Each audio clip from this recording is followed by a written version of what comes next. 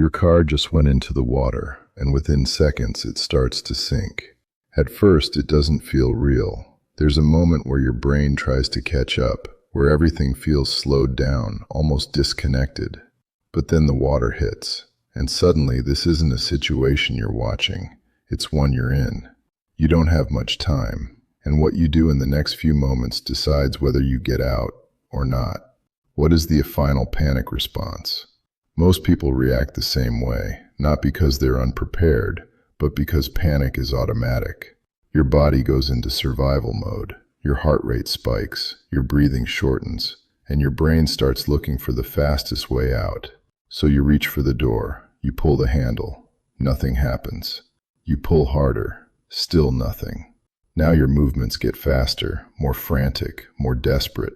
You try again, and again, and again, but the door won't move. And in that moment, it feels like the car is trapping you. But it's not the car, it's the water. And every second spent fighting the wrong thing is a second you don't get back. Now for what's actually happening. When your car enters the water, everything changes instantly, even if it doesn't feel like it yet.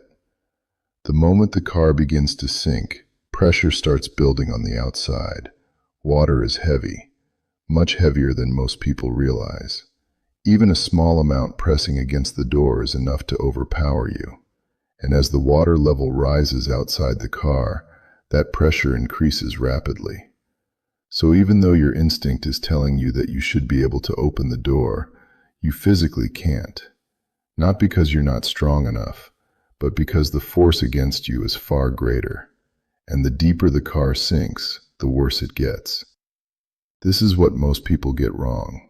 And this is also where most people lose their chance. They believe speed is everything, that the faster they act, the better their chances. But panic doesn't create speed, it creates mistakes. People try to force the door, waste energy, hold their breath too early, forget to unbuckle, forget about passengers, lose awareness of what's actually happening. And worst of all, they act before the situation allows them to escape, because it feels like something should work, so they keep trying. And by the time they realize what's happening, the car is already filling. Here is what you should do immediately. The first thing you do is not escape, it's preparation. Unbuckle your seatbelt immediately. Do it before the water rises too far, before your movement becomes restricted, because once the water reaches your chest, everything slows down. Now, if anyone is with you, this is the moment that matters most. Help them unbuckle too, not later, not when it feels right, now, because every second you wait reduces both of your chances. And this is where people hesitate. They think they need to escape first, then help. But in reality, if you don't prepare everyone early, you may not get a second chance. This is the critical moment. This is the part no one wants to hear, because it feels completely wrong. You have to wait. Everything in your body will fight this. Your instincts will tell you, get out now, move, do something. But this is where survival becomes counterintuitive. As the water fills the car, pressure inside and outside begins to equalize. This is the only moment where escape becomes possible. But getting there is uncomfortable. It's terrifying. The air gets tighter, the space gets smaller, your breathing becomes harder to control. And mentally, this is where most people break, because it feels like doing nothing, when in reality, it's the most important thing you can do. Now, prepare for the escape. As the water reaches near the top, everything changes. The pressure that held the door shut begins to release. Now try the door again, and this time it opens. Not easily, not effortlessly, but enough.